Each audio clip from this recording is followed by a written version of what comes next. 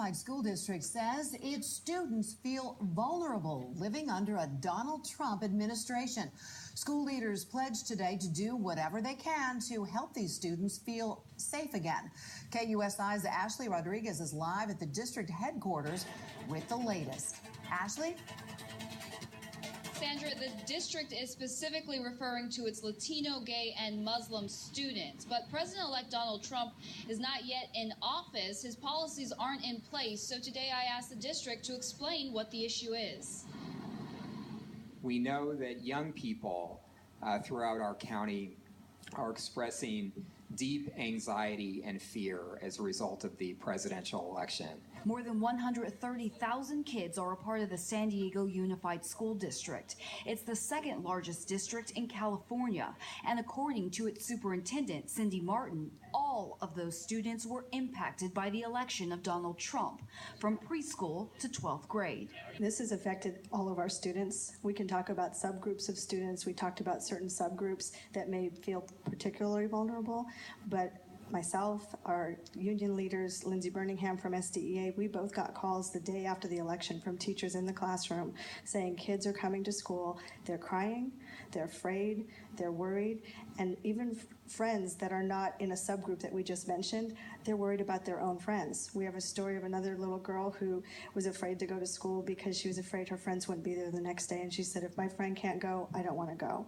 So it's actually affecting every single student. School leaders from Poway, Sweetwater, and Vista made the case for why their school boards have decided to make resolutions next month, pledging to make their schools safe spaces for students who fear persecution or deportation. To show their solidarity, they plan on holding a rally December 14th. They had come to the United States at the age of 2. They don't speak Spanish. They have barely any knowledge of Mexico, and they are now at risk of being, quote unquote, sent back. That's the kind of damage we're looking at in our communities right now, and the county is here to help all of our children. Some may scratch their head at the idea of elementary students fearing a Donald Trump administration. But this is a decision by educators being made across the country, with many districts offering counseling services to hysterical students, free hugs, crying areas, and calming activities to ease the panic. Although the Southern Poverty Law Center found at least 700 cases nationwide of hateful harassment days after the election, in recent months, San Diego has had no reported hate crimes inside its schools. I asked whether these conversations of concern are in fact planting fear in young minds where it doesn't exist. We meet our students where they are. So when they are bringing fears to the classroom, it's not that we will have to bring fear when there isn't any, but we're responding to what we hear our students and their families saying. It's a response, and that's the role of the public school system, is to respond to make sure each and every student has what they need to succeed and to achieve. And if anything's standing in the way, we have to remove those barriers. And there are barriers right now. We're not inciting a conversation, we're responding to what we hear.